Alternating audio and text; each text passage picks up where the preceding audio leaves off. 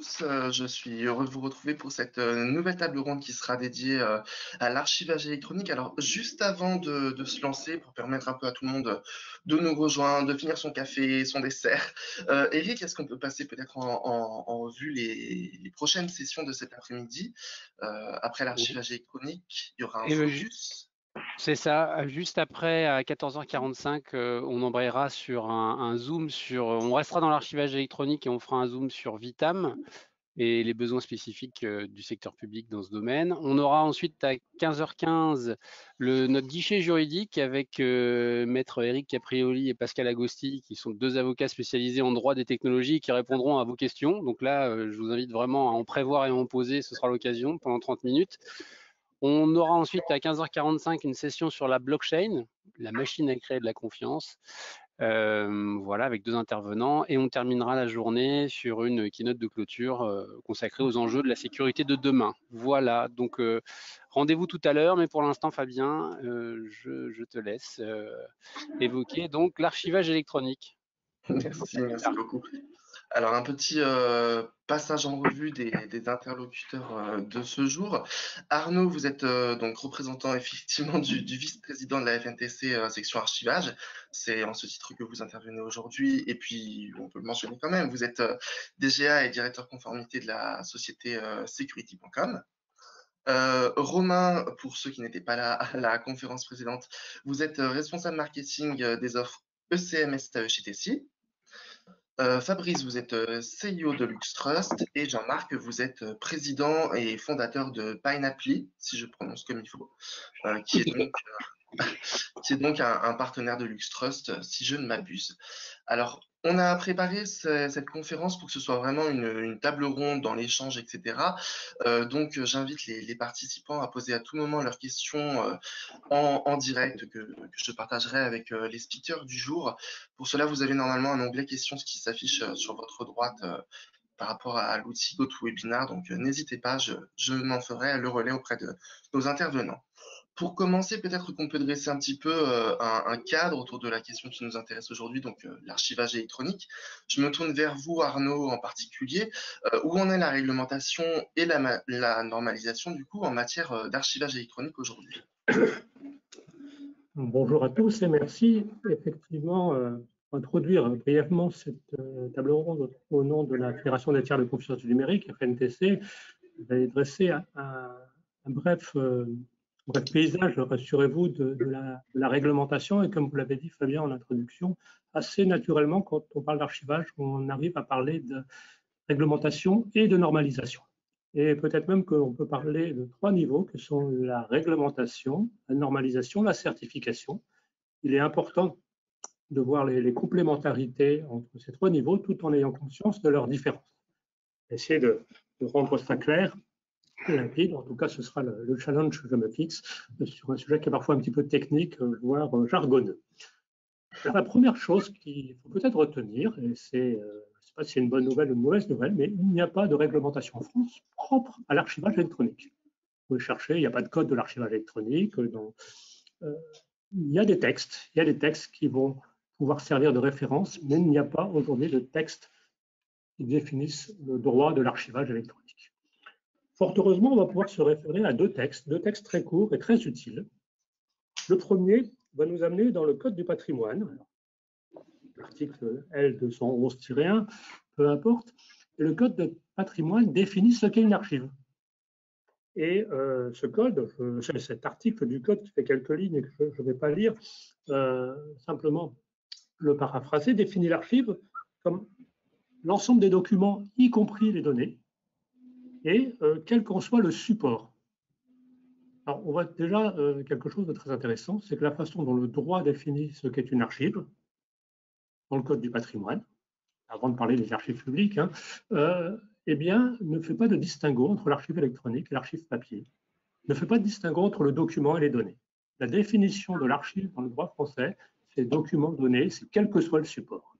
Et donc là, c'est déjà intéressant, puisque nous avons une définition de l'archive juridique qui ne va pas créer deux mondes différents, le monde de l'archive papier et le monde de l'archive électronique. Et puis, vous avez un autre article.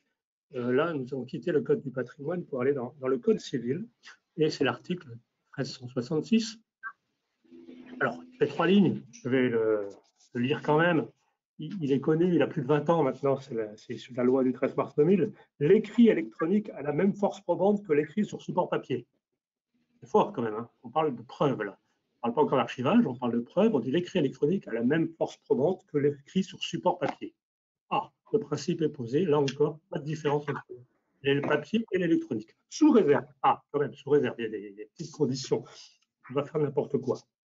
Sous réserve que puisse être dûment identifier la personne dont il émane, dans l'univers de la signature, ce sera pour d'autres ateliers qui ont précédé ou qui suivront, et qu'il soit établi et conservé dans des conditions de nature à en garantir l'intégrité.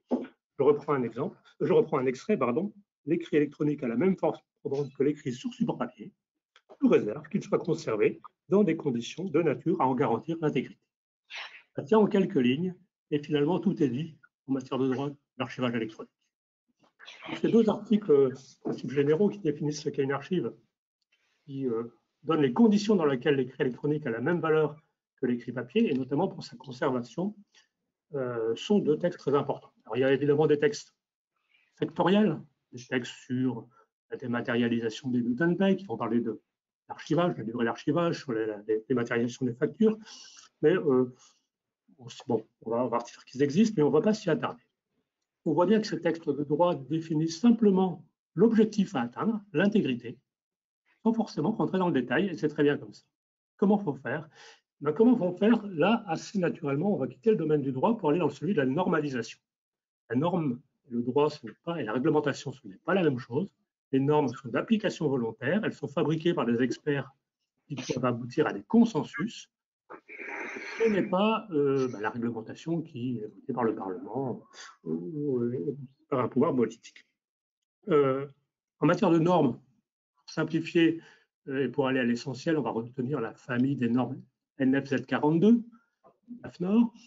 La plus importante, NFZ42-013, système d'archivage électronique, SAE, qui a en plus le mérite d'avoir été mise à jour relativement récemment, en octobre 2020. Précédente version datant de 2009. Et puis, vous avez les petites cousines, Z42-026 sur la numérisation fidèle ou Z42-020 sur le composant coffre-fort numérique. Je cite pour mémoire. Si on revient à la Z42-013, eh bien là, on va avoir finalement des textes un peu plus techniques, organisationnels, qui vont définir finalement la façon dont on va obtenir l'objectif. L'objectif réglementaire, c'est l'intégrité. La norme va dire quelles sont les exigences, voire les réglementations qu'il faut suivre en termes d'état de l'art pour pouvoir parvenir à cette exigence. Donc, 2e étage, la normalisation, et on retiendra la Z42-013.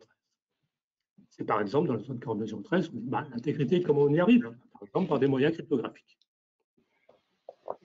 Une fois qu'on a travaillé sur la normalisation, eh bien, je fais un peu le parallèle entre la normalisation et la certification. C'est le programme de terminale, la norme, et puis la certification, ça va être le diplôme du baccalauréat. Vous pouvez dire, la norme, je l'ai lue, j'applique tout, je suis très bon. C'est une façon de faire. Il y a une autre façon de faire qui est de dire, je demande à un auditeur externe de venir valider que je respecte bien les exigences et les recommandations qui figurent dans cette norme. C'est la notion de diplôme, et si c'est le cas, à ce moment-là, vous pouvez afficher un certificat, une marque. Alors, en matière d'archivage électronique, ce n'est pas le droit des marketing, hein. En termes de mémorisation, ce n'est pas toujours très limpide. La norme Z42-013, c'est un peu le programme de terminale, et le diplôme du bac, c'est la certification NF 461. La numérisation fidèle et le coffre-fort numérique ont aussi leur propre certification, mais je ne m'y attarderai pas. Et en plus, il y a des intervenants qui vont prendre la parole, qui sont eux-mêmes certifiés. C'est un élément très important dans la chaîne de confiance. Finalement, cette articulation entre la réglementation, qui est très courte, transversale, qui ne fait pas tellement la différence entre le papier et l'électronique, et c'est pas plus mal, et qui fixe les grands principes, ce qu'il faut atteindre. La norme, qui est l'état de l'art des experts, qui va dire comment il faut faire, et la certification, qui va être la preuve qu'on l'a fait correctement. Et en matière de la FNTC, on est attaché à cette chaîne de confiance, c'est cette articulation entre réglementation, normalisation et certification qui est importante. Je terminerai par un petit retour au droit, après ce détour par la normalisation et la certification, et pour parler de l'Europe. en matière de confiance numérique, l'Europe, ça a beaucoup d'importance. On le voit pour les données personnelles avec le RGPD. Qu'en est-il? Eh bien, les personnes qui assistent à cet atelier ont sans doute entendu parler, voire connaissent très bien le règlement eIDAS, qui aborde notamment la question des services de confiance. L'archivage électronique, à travers ces exigences, son savoir-faire, ses spécificités, ça ressemble à un service de confiance. Mais juridiquement, du point de vue de la réglementation eIDAS aujourd'hui en vigueur, l'archivage électronique n'est pas à ce jour un service de confiance. Il y a bien quelque chose qui n'est pas trop loin, qui est le règlement eIDAS sur la conservation des signatures et des cachets électroniques. On parle de conservation, mais pas d'archivage. Alors, c'est des choses qui sont appelées à changer. Actuellement, se discute l'évolution, la refonte, la modernisation du règlement eIDAS. Et dans ce cadre-là, on aura vraisemblablement, en tout cas les travaux préparatoires le laissent à penser, l'archivage électronique qui entrera dans la famille des services de confiance eIDAS. Voilà, introduction que j'espère avoir été suffisamment brève et synthétique, qui va permettre aux autres intervenants de prendre la parole. Alors, avant de leur donner la parole, j'aimerais bien qu'on soit encore plus précis. J'aurais simplement voulu qu'on mette un peu l'accent sur la nouvelle version du coup de la NF 4203. Vous nous avez dit effectivement qu'elle avait changé en 2020. Est-ce qu'on peut avoir un petit aperçu du avant-après? Qu'est-ce qui a changé exactement en 2020 avec cette nouvelle version? Je vais répondre un peu par une semi-boutade. C'est un petit peu comme la loi informatique et liberté avec le RGPD. Tout change, mais pas tellement. Finalement, les grands principes restent les mêmes. C'est comment on garantit l'intégrité au moyen cryptographique. On va parler de traçabilité avec les journaux, ça ne change pas. On va parler de pérennité pour des formats. Voilà, on retrouve les grands principes de l'archivage électronique que sont la pérennité, la traçabilité et l'intégrité. Ce qui change d'abord, c'est des questions de modernisation. On passe de 2009 à 2020, donc on va un petit peu moins s'attacher au CD, c'est parti dans une annexe. Et puis on commence à introduire des sujets un petit peu plus au bout du jour, comme le cloud, voire la blockchain. Et puis surtout, je crois qu'il y a eu un gros effort, et ça a demandé beaucoup de travail, hein, c'était un long travail, de lisibilité. C'est-à-dire que la norme définit avec clarté, y compris dans sa codification, des exigences et des recommandations. Les exigences, ben, c'est doit. Les recommandations, ce serait bien. Donc, c'est déjà un niveau de lisibilité qui est clair entre ce qu'il faut faire et ce qu'on pourrait ou est souhaitable de faire. Et puis, en termes de lisibilité aussi, cette norme Z42020 d'octobre 2020 permet de bien comprendre ce qu'est un SAE, puisque vous avez 3 familles d'exigences, suivant qu'elles soient fonctionnelles, on n'est plus sur le logiciel, infrastructure, on est plus sur la data center, hein, c'est l'exploitation informatique, et le troisième aspect qui regroupe beaucoup d'exigences et qui finalement n'est pas tellement logiciel ou infra, c'est organisationnel, et ça permet de bien comprendre et de bien saisir que le SAE, c'est bien, ce n'est pas qu'un logiciel, et ce n'est pas qu'un logiciel en SaaS, c'est bien une organisation, donc c'est bien quelque chose qui engage aussi les ressources humaines, les procédures, la formation, etc. Il y a donc un bel effort de lisibilité, de modernisation, avec des fondamentaux qui n'ont pas fondamentalement changé. D'accord, merci beaucoup. De là, conseiller comme lecture de vacances, peut-être pas. Écoutez, c'est bientôt l'été, pourquoi pas, ça changera des magazines People. Alors, pour nous intéresser un petit peu plus à l'archivage électronique au service des processus documentaires et métiers, j'aurais bien voulu qu'on revienne avec nos différents experts sur la place de l'archivage probant déjà dans la chaîne de numérisation. Romain, peut-être au hasard, qu'est-ce que vous pouvez nous dire à ce sujet? Pas vous? Non, là aussi, c'est un petit peu à l'image de ce qu'on disait dans la précédente table ronde sur la vérification d'identité et sur la lutte contre la fraude. Évidemment, la numérisation, la dématérialisation, la digitalisation au sens large du terme s'est accélérée et forcément a mis en exergue des nouveaux risques et des risques de fraude et d'usurpation. Notamment, on ne va pas revenir forcément sur ce sujet-là.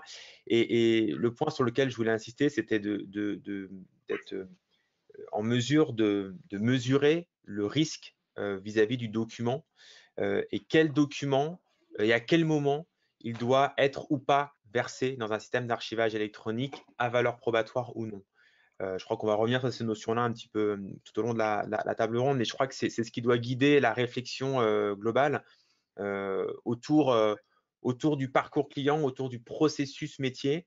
Il y a des moments où le document a besoin d'être conservé, mais rester à disposition en accessibilité. Et puis, il y a d'autres moments dans le parcours où celui-ci doit faire l'objet d'une conservation avec une valeur plus forte, une valeur légale assurée. Et je crois que les questions sont vraiment là. Est-ce que mon document, à l'état où il est aujourd'hui, il a besoin et il est nécessaire d'être archivé à valeur probatoire, ou il a juste besoin d'être conservé en essayant quand même de garder des règles pour lui assurer une intégrité, ou est-ce qu'il a juste besoin d'être stocké avec un petit peu une notion de pérennité quand même, hein, mais là on pense plutôt à des notions de GED par exemple. Voilà, il y a vraiment ces trois niveaux entre le stockage quotidien, un petit peu en mode bureautique, l'archivage avec cette accessibilité, et puis on va dire l'archivage à valeur probatoire avec les règles qu'a rappelé Arnaud à l'instant.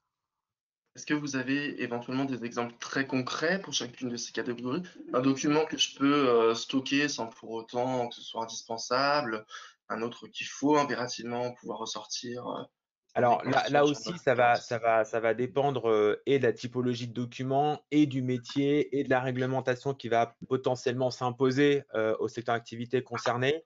Là aussi, il y a des secteurs qui se structurent ou qui sont structurés depuis un certain nombre de temps autour de cette notion d'archivage. Il y a évidemment des règles qui existent autour des durées d'archivage et de conservation des documents. On pourra aussi potentiellement revenir avec les autres interlocuteurs. Donc, nous, en tant que prestataire d'archivage électronique, on n'est pas, c'est pas notre devoir de dire le document doit être ou pas archivé, combien de temps, etc. C'est pas notre métier. Cela reste dans les mains de notre client. On peut le conseiller, on peut l'orienter en fonction des usages et des cas qu'on a pu déjà avoir avec d'autres clients. Mais la responsabilité reste dans les mains de notre client de dire je veux conserver avec ou pas valeur probatoire pendant X temps. Donc, je peux pas te répondre précisément sur cette question. Je peux donner une réponse de Normand, je suis désolé, mais voilà. Décidément, ça ne s'arrête plus. Je reviens justement sur cette notion de valeur probatoire. C'est quoi la différence entre un archivage électronique simple et un archivage électronique à valeur probatoire? Qui veut se lancer? Pas forcément Romain, mais Non, mais Je voudrais peut-être vas-y, Fabrice.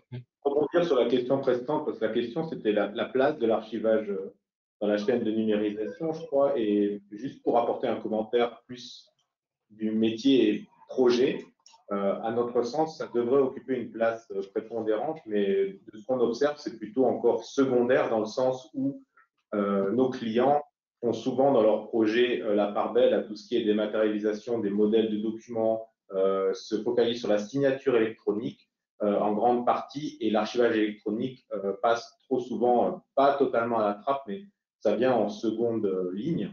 Et malheureusement, même s'il y a eu réécriture des textes, que c'est plus lisible, on se rend compte qu'il y a une évangélisation qui reste à faire. Et beaucoup trop souvent, cet archivage, il est assimilé plutôt à du stockage, comme le disait Romain. On voit beaucoup de clients qui stockent en GED. Donc voilà, il y a une belle place pour l'évangélisation des gens et surtout la montée en sécurité et qualité de toute la chaîne numérique. Excuse-moi, Jean-Marc, je t'ai coupé. Non, je t'en prie.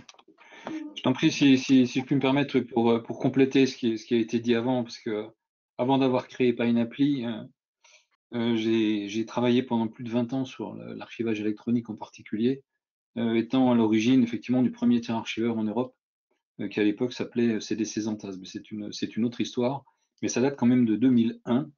Et justement, ça permet de voir aussi l'évolution du marché, l'évolution du ressenti du besoin au niveau des entreprises, et puis ce qui a été évoqué tout à l'heure, l'évolution de la 42013, qui effectivement a bien évolué pendant toute cette période-là. Et la dernière évolution, je vais juste compléter par rapport à ce que disait Arnaud, il y a une nette différence, je dirais, quant à la certification de la norme 42013, C'est-à-dire que par rapport à la NF 461, elle est nettement plus exigeante que n'était la version antérieure basée sur l'ancienne version de la 42013. Pour le bien de tout le monde, hein, parce qu'effectivement, elle bénéficie, cette certification, d'une plus grande clarté au niveau de la définition des 3 chapitres qu'évoquait tout à l'heure Arnaud dans la norme, et c'est effectivement beaucoup mieux, mais c'est vrai que derrière, il faut montrer patte blanche beaucoup plus qu'auparavant. Donc ça, c'est quand même très important.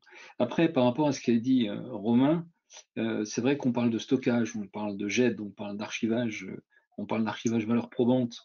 Et ce que j'ai observé et ce que je continue d'observer aujourd'hui, c'est que ce discours est mal perçu et on noie finalement le besoin et surtout le client, parce qu'il a du mal effectivement à faire la différence.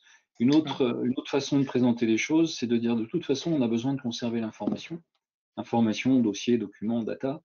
Après, quelles sont l'expression des besoins par rapport aux clients, c'est est-ce que ces données sont plus ou moins critiques, et on peut effectivement à ce moment-là s'apparenter, je dirais, à ce qui est fait pour la signature électronique, au niveau par exemple EIDAS, où il y a différents niveaux de signature. À un moment donné, j'ai espéré que dans EIDAS 2, qui a été évoqué par Arnaud, on aurait également différents niveaux d'archivage. Apparemment, ce n'est pas le cas, mais néanmoins, ça reste la réalité, c'est-à-dire que vous avez des textes qui vont vous obliger à conserver des documents, vous savez très bien que vous n'irez jamais les chercher, sauf si on vous les demande. Mais même si vous les perdez, c'est pas grave, parce que de toute façon, l'information, elle est ailleurs. Donc je dirais, c'est typiquement le genre de choses où on peut se permettre d'aller sur un système de stockage lambda. À l'inverse, vous avez un contrat de plusieurs millions d'euros. Bon, il est clair que là, vous allez mettre toutes les précautions d'usage. Et puis, la notion d'archivage valeur probante, quelque part, pour moi, est aussi des fois source de mauvaise compréhension, parce que l'archivage valeur probante incite et oblige effectivement un certain nombre d'exigences qu'il faut absolument respecter. Mais qu'en est-il d'un archivage patrimonial? L'archivage patrimonial, dans 50 ans, on sort une lettre de notre président. Si on est incapable de démontrer qu'elle est intègre, ça n'aura pas servi à grand-chose. Donc les exigences sont finalement les mêmes à partir du moment où on rentre dans un processus d'archivage. Je dirais c'est la façon d'activer les différents curseurs de la sécurité, cette fois, la disponibilité, l'intégrité, la confidentialité, la traçabilité, qui vont permettre de monter le niveau et faire en sorte que ça puisse répondre finalement à tous les besoins de l'entreprise. Et je terminerai là-dessus en disant que finalement le challenge d'un bon archivage, pour ne pas dire conservation dans l'entreprise, c'est d'être capable d'offrir un système qui puisse justement être réglé en fonction effectivement de tous ces critères de sécurité, mais de façon transparente par rapport aux responsables d'entreprise, parce que l'entreprise, elle a un métier et en fait c'est ça dont elle doit s'occuper. Et l'archivage, j'ose le dire aujourd'hui, mais est encore la dernière roue du carrosse, quoi, hein. Donc, et l'archivage numérique, c'est en train un peu de changer. Faut être honnête quand même, au bout de 20 ans, ça change un peu, parce qu'effectivement, les chefs d'entreprise se rendent compte que la donnée qui aujourd'hui est de plus en plus dématérialisée est quand même leur fonds de commerce. Donc ça devient un véritable actif de l'entreprise, contrairement à une époque où on archivait du papier, et là, je dirais, c'était effectivement plus tard, on s'en occupera plus tard, et on a encore l'image effectivement des sites d'archivage jaunes et poussiéreux, quoi. Donc, voilà. J'ajoute juste à titre de boutade, pour ceux qui sont amateurs de romans policiers, souvent le policier un peu borderline pour être sanctionné va être envoyé aux archives. Donc ça renvoie bien aussi ce que traduisait l'imaginaire collectif dans le monde de l'archivage un peu traditionnel. C'est vrai. C'est vrai. Et en ce qui concerne les règles d'archivage à appliquer, quels sont un petit peu les conseils ou les bonnes pratiques que vous recommanderiez à vos clients? Vous avez tous des solutions qui vont dans le sens de l'archivage, effectivement. Qu'est-ce que vous recommandez à vos clients pour qu'ils gèrent correctement leurs fonds documentaires, leurs archives? Alors, je continue parce qu'effectivement, c'est un vrai sujet.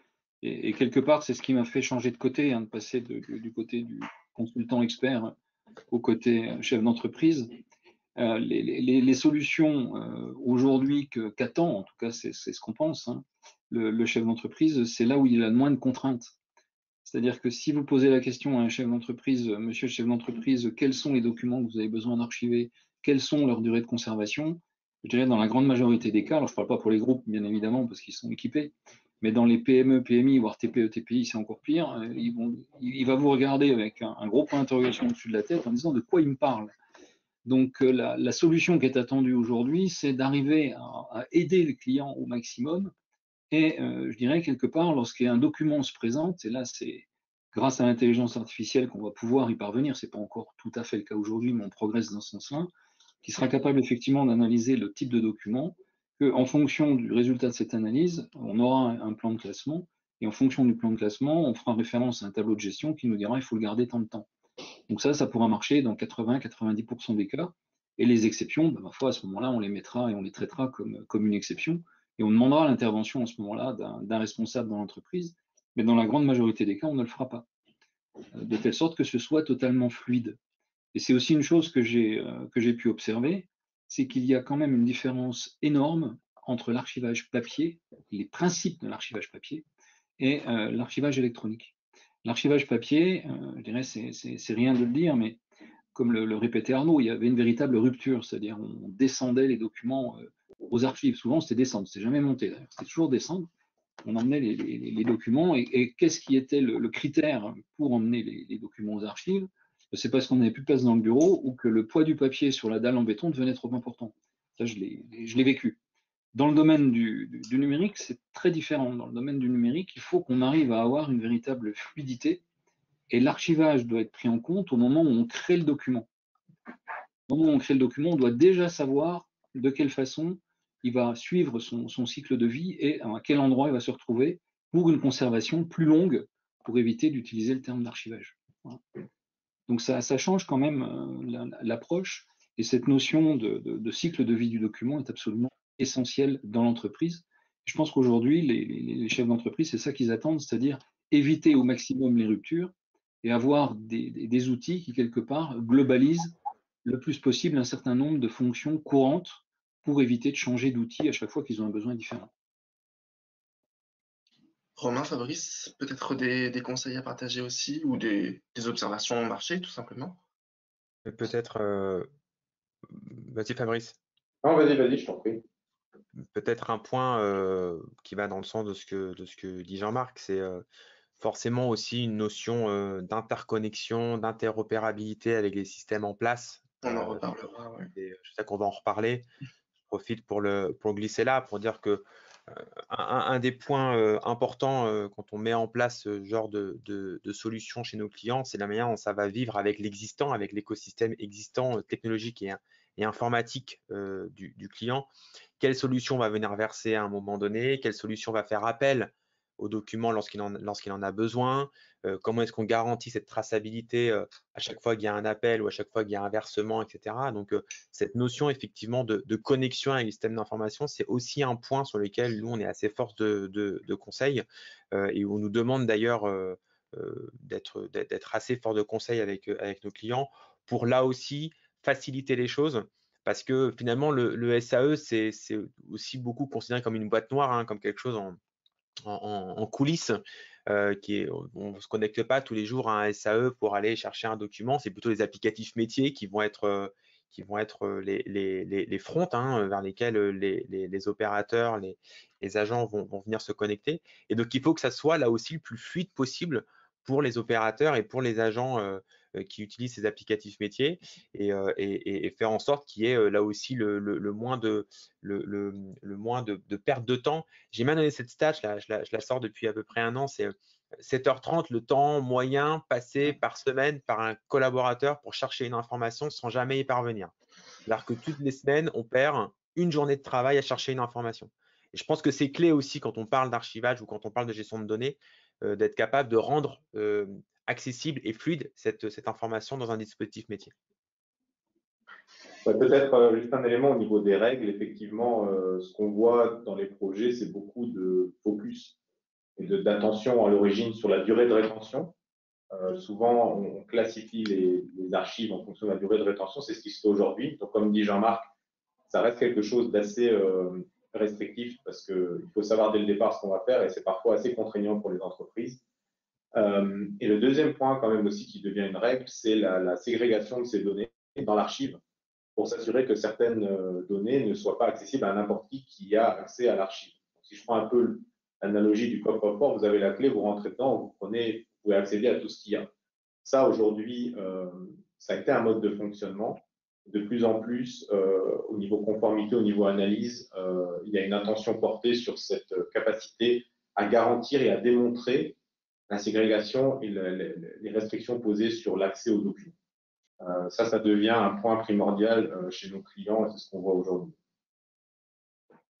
Alors, il y a une personne qui nous rappelle à l'ordre quand même, et elle n'a pas tort, qui nous rappelle que la question sur l'archivage électronique simple et probatoire n'a pas eu de réponse.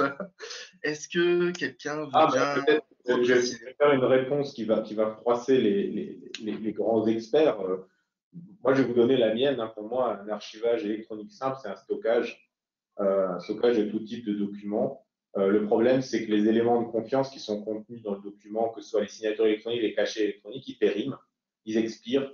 Et donc, à un moment, si vous voulez assurer dans le temps, sur un contrat de 40 ans, 50 ans ou plus, cette valeur probante, c'est là que l'archivage à valeur probatoire entre en jeu. Moi, c'est comme ça, en tout cas, je le décris sans rentrer dans des textes, sans rentrer dans quoi que ce soit de plus complexe.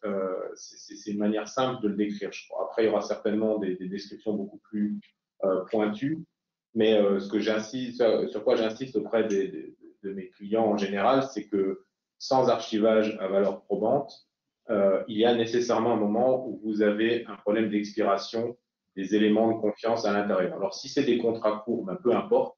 Si vous êtes dans des contrats sous 10 ans, en général, la plupart des services de confiance aujourd'hui sont en LTV, donc ont une durée de vie qui peut atteindre 10 ans, voire plus parfois. Mais donc vous êtes tranquille à peu près.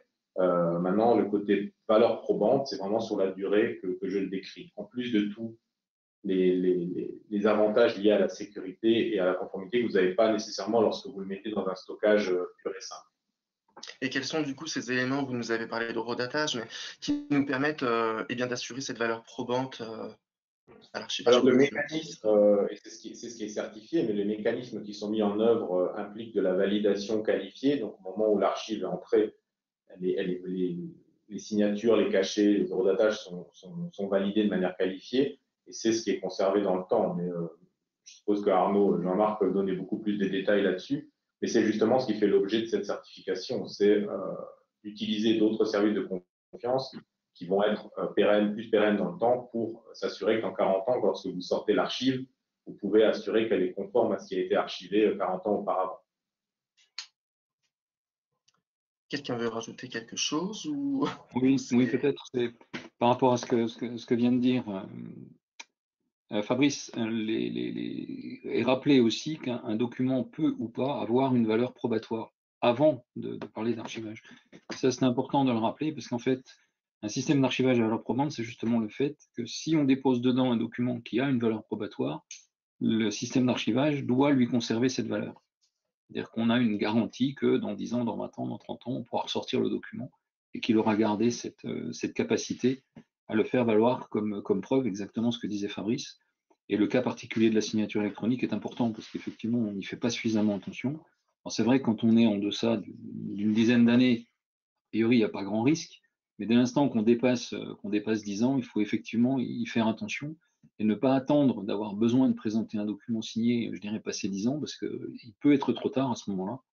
Et celui qui en subira les conséquences, malheureusement, c'est le client. Ce n'est pas ni le fournisseur d'archivage, ni le fournisseur de signature électronique, c'est le client qui sera incapable de démontrer effectivement la valeur probante du document qui aura été signé 12 ou 15 ans avant. Donc c'est quand même très très important.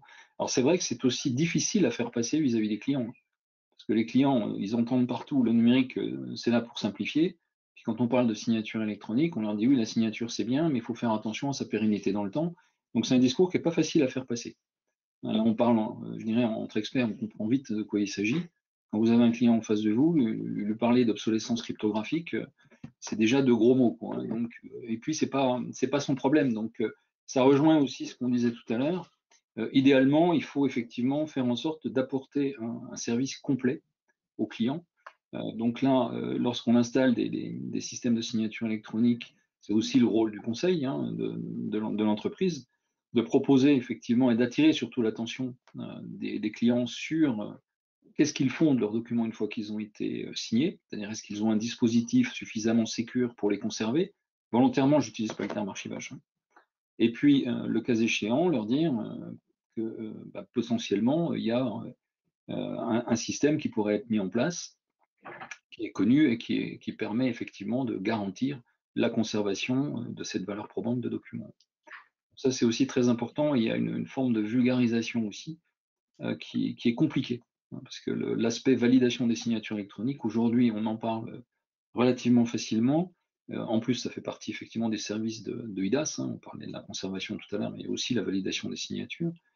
Je peux vous dire que quand j'ai commencé à proposer ce genre de service pour un grand nom en France, c'était en 2008, on vous regardait comme des martiens, quoi, hein. Donc voilà. Merci beaucoup.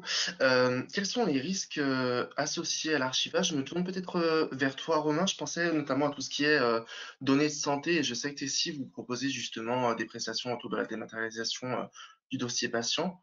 Si tu peux nous en dire quelques mots, pas que sur les données de santé du coup, mais Non, mais je crois qu'Arnaud, dans sa présentation de la certification, a bien précisé qu'il s'agissait de 3 couches, hein, techno, infrastructure et organisationnelle. Et juste pour rebondir sur la question précédente, la différence aussi, c'est de s'appuyer sur un prestataire qui est donc certifié. Voilà, et qui va donc donner toutes les garanties en termes d'organisation, de technologie et d'infrastructure. Et en matière d'infrastructure, au-delà de respecter les normes liées à l'archivage, il y a aussi les normes notamment de stockage et de conservation des données de santé, HDS, tu en parlais, un hébergement de données de santé, et puis également tout ce qui va être lié par exemple à l'archivage des archives publiques, hein, la partie SIAF. Alors ça aussi, c'est une évolution de la norme, si je ne dis pas de bêtises, Arnaud, hein. Aujourd'hui, on a une norme, une certification NF 461 qui permet d'avoir à la fois la partie archivage à valeur probatoire et à la fois la partie SIAF inclus, là où le SIAF était un agrément à part, hein. Je crois que peut-être sans rentrer dans le détail, on peut peut-être revenir là-dessus aussi. Alors, juste pour rebondir sur cette incursion, le SIAP, Service interministériel des archives de France.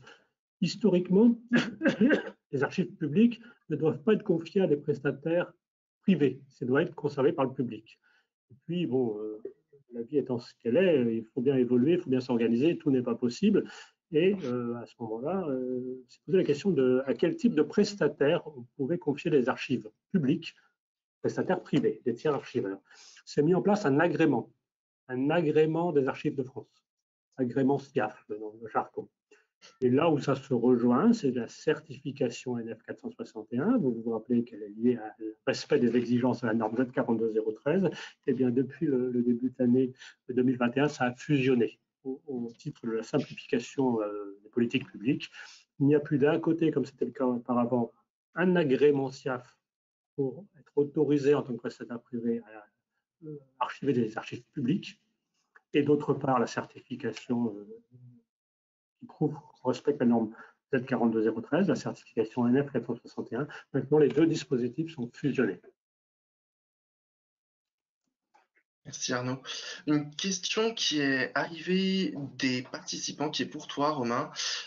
Tu nous parlais tout à l'heure d'une statistique 7 heures par semaine, sauf erreur de ma part, perdue à rechercher des informations, des documents. D'où est-ce que provient cette statistique? Je partage d'ailleurs le commentaire de la personne qui est tout à fait vrai. C'est un argument intéressant pour convaincre de l'utilité d'un archiviste dans une structure. Alors, pour être honnête, j'ai plus la source en tête, mais je pourrais la repartager dans le chat le temps juste de remettre la main sur mon document. Mais elle est extrêmement représentative un petit peu de ce qui se passe aujourd'hui. Alors, on reviendra sur ces notions encore d'accès à l'information, etc. Mais je repartagerai la source exacte dans le chat tout à l'heure. Voilà, je l'ai pas en tête, désolé. Il n'y a pas de souci. Je rappelle d'ailleurs aux participants que si vous voulez poser des questions à tout moment, n'hésitez pas. On peut passer peut-être maintenant à un volet qui va plutôt concerner les solutions, les prestataires faire le bon choix pour se faire accompagner. Et d'ailleurs, c'est la question que je vais vous poser. Quels sont les critères de choix à retenir avant de déployer une solution? Fabrice, peut-être? Oui, bah déjà, je pense qu'on en a couvert un très clairement.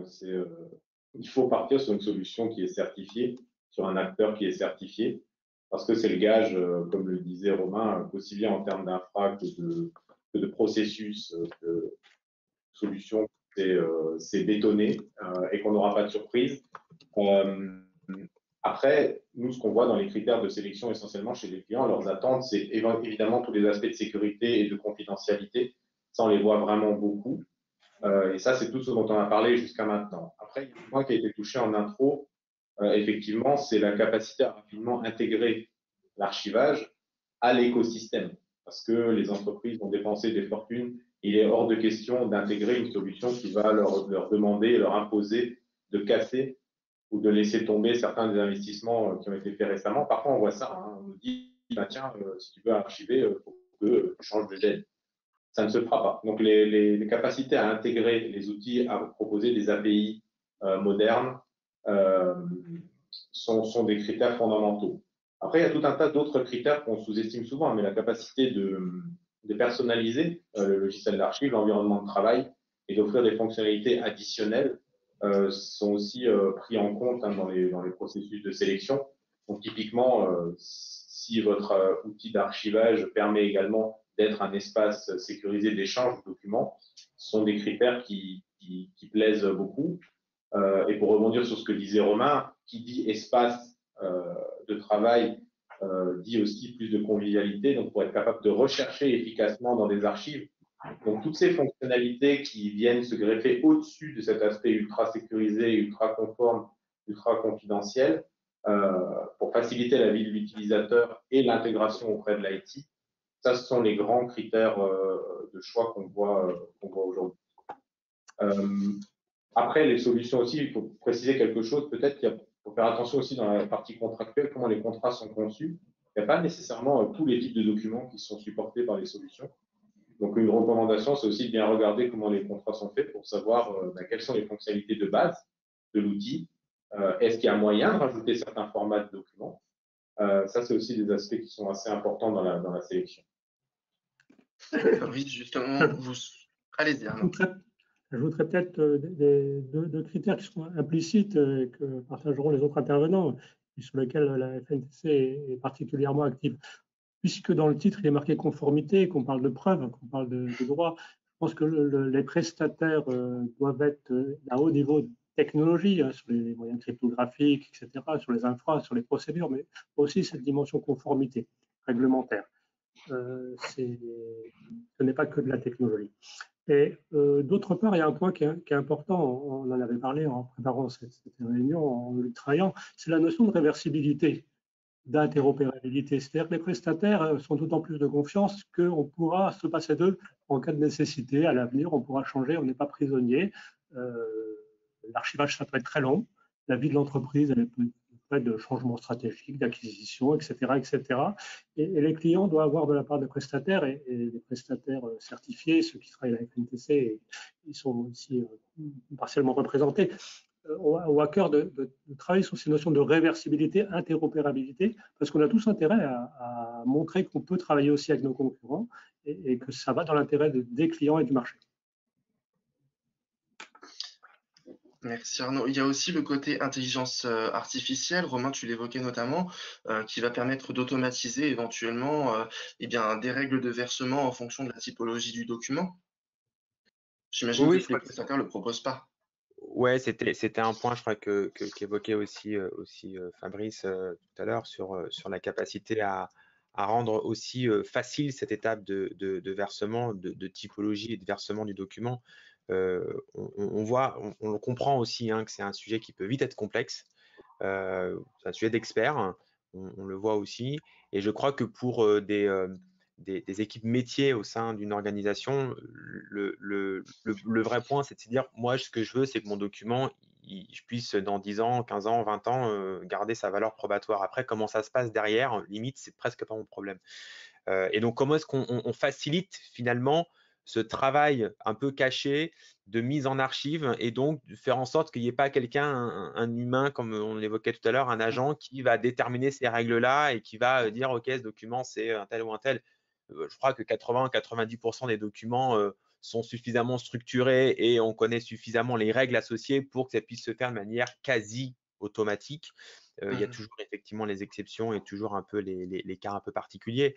Mais cette notion d'intelligence artificielle ou d'extraction de données qui va faciliter l'analyse et le typage du document pour qu'ensuite ça puisse être versé dans le bon plan de classement avec la bonne date de durée et qu'on puisse la retrouver en un clin d'œil, je crois que c'est un point effectivement aussi de différenciation qui va permettre avec plus ou moins de facilité d'accompagner la mise en place de ce SAE au sein de nos clients. Nous, on le perçoit parce qu'encore une fois, il y a cette notion, et je reviens là-dessus parce que ça me paraît être un point aussi clé, de manière dont ça vit avec le reste de l'écosystème en place. Faut pas que ça vienne complexifier. On est dans une phase aussi où on a des DSI, par exemple, qui veulent rationaliser de plus en plus leurs prestataires ou qui veulent rationaliser de plus en plus leur patrimoine informatique et qui cherchent à ce que les choses communiquent de plus en plus les unes avec les autres.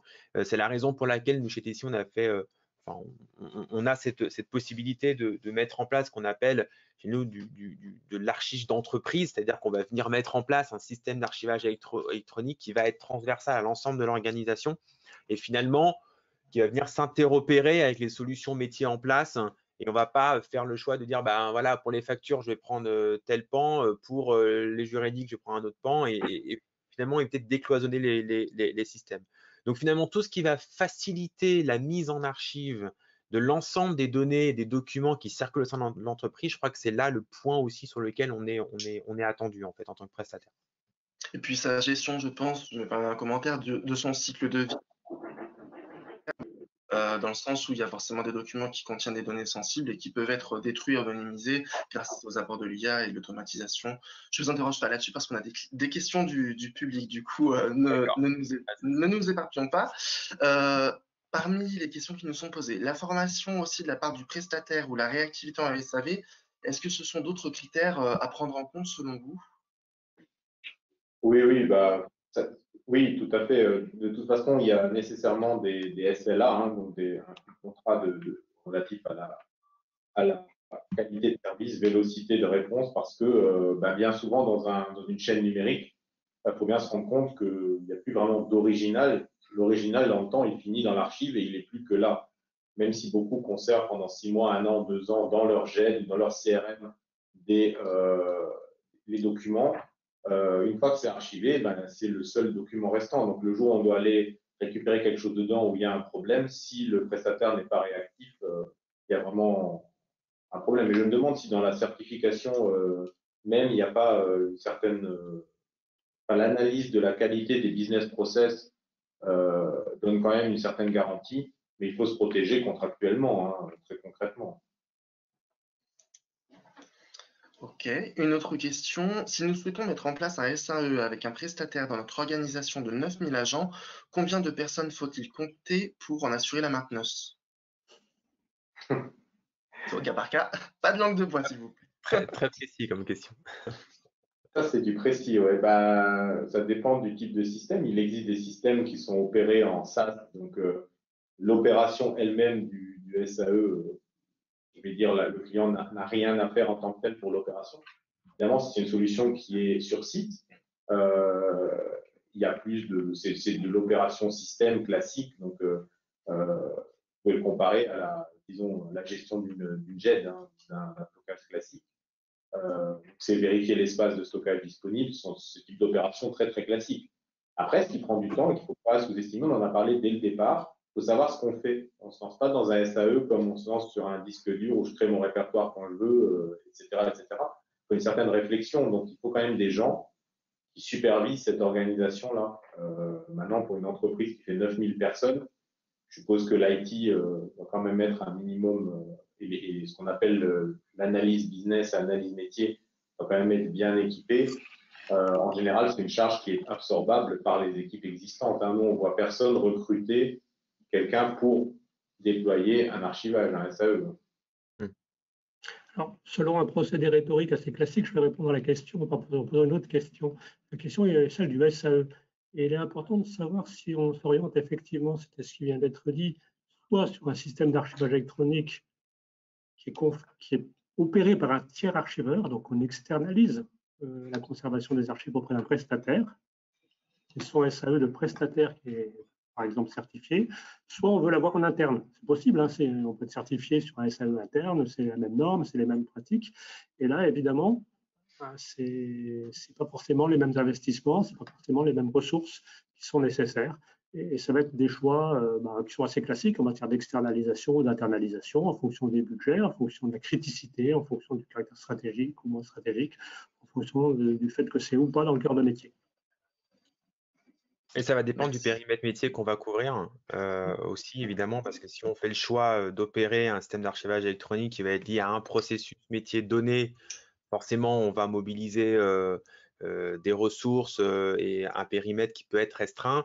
Si on élargit à quelque chose voilà, de plus grand, ou on rentre dans quelque chose forcément en termes de volume aussi plus fort, forcément, on vient aussi mettre plus de monde. Hein, donc, il y a aussi cet aspect de par quoi est-ce qu'on commence finalement lorsqu'on se lance dans ce projet de SAE. Et vaut mieux commencer peut-être par quelque chose de restreint mais de bien maîtrisé, et ensuite on profite de la scalabilité du système pour intégrer au fur et à mesure le reste des processus, plutôt que de vouloir se lancer dans quelque chose. On va dire que 100% de mes flux de données documentaires vont rentrer dans un SAE. Là, c'est plus complexe, mais personne ne fait ça en général.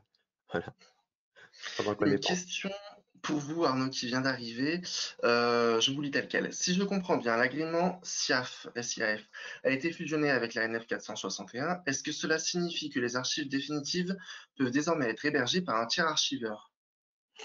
La question concernait l'archivage public. Précision. Je pense que vous aurez sur la conférence suivante ou les questions de Vitam peut-être des représentants plus pointus encore de l'archivage public, qui est un univers à part entière.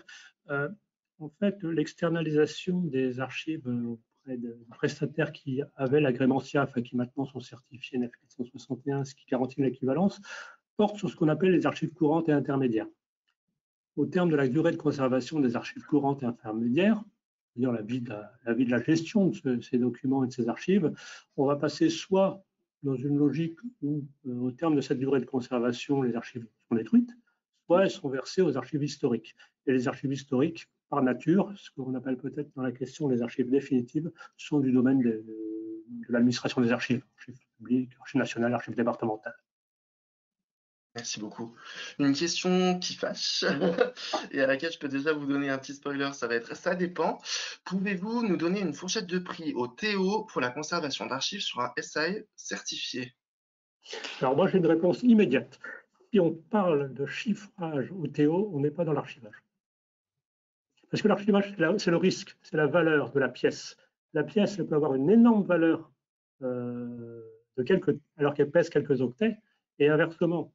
On a parlé tout à l'heure de contrat, Jean-Marc, je parle de contrat, etc. Un PDF de quelques pages, contrat, mais il peut avoir une valeur très importante. Si vous êtes dans la R&D, que c'est un brevet, vous devez prouver une antériorité, la valeur peut être extrême.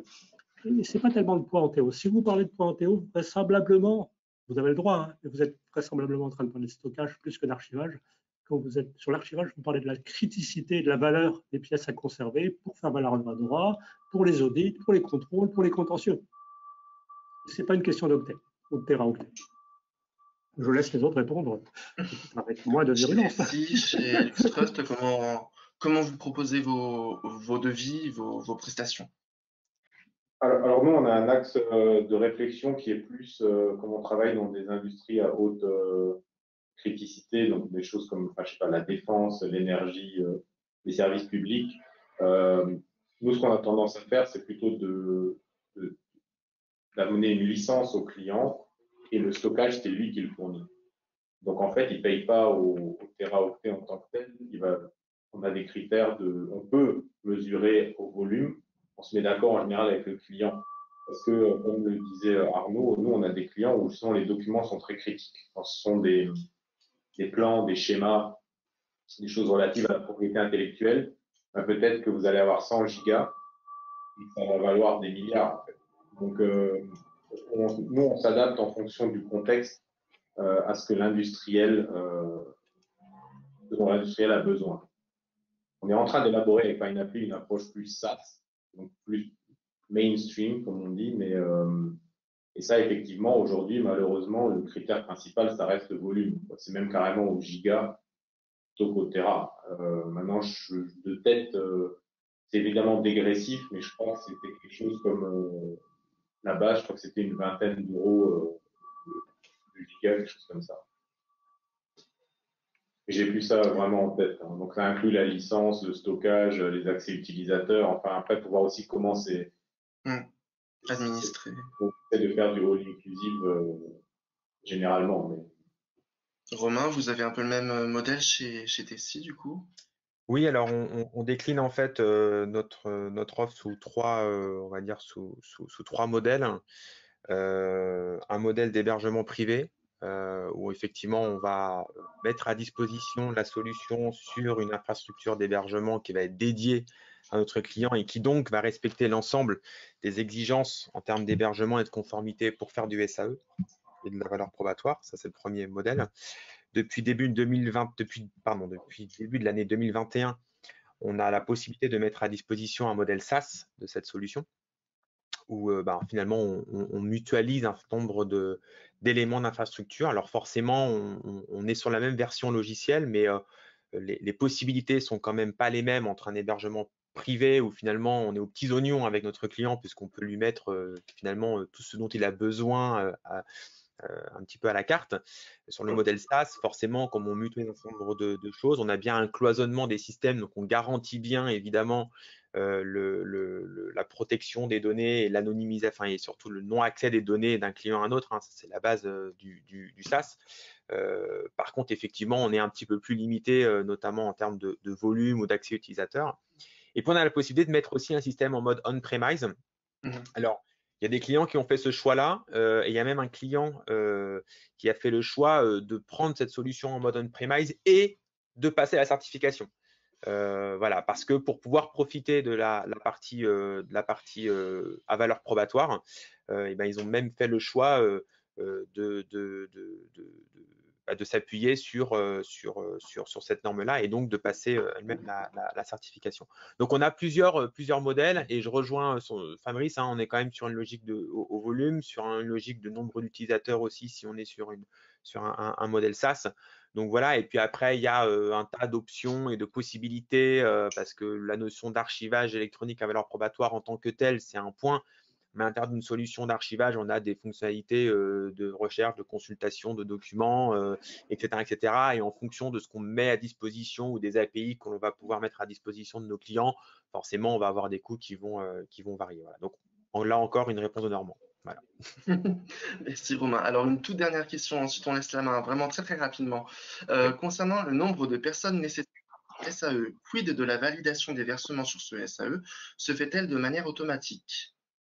Est-ce que Jean-Marc, vous tenter de répondre? Oui, ça rejoint ce qu'on a évoqué tout à l'heure. Je pense que les entreprises et les chefs d'entreprise aujourd'hui attendent de plus en plus d'automatisation. Et c'est notre rôle en tant que spécialiste du domaine et accompagné par les experts du domaine de faire en sorte qu'on puisse automatiser au maximum, sachant qu'en plus, on a une connaissance que nos clients n'ont pas forcément sur ces sujets-là. Donc, le fait de l'automatiser une bonne fois pour toutes, et là, ça rejoint aussi ce qui a été évoqué tout à l'heure avec l'intelligence artificielle, puisqu'en fait, on parle d'intelligence artificielle, il y a 40 ans, on parlait de système expert, mais le résultat est le même, c'est-à-dire qu'on inclut dans le logiciel, dans le système, une partie d'intelligence. Alors, j'aime pas trop ce terme-là, c'est plus des règles, on va dire, mais qui évite effectivement un certain nombre de questions et qui permettent de s'affranchir d'une tâche qui finalement est peu gratifiante et embête tout le monde. Hein, parce que le versement, aujourd'hui, j'ai jamais trouvé quelqu'un qui était content de faire ça. Hein.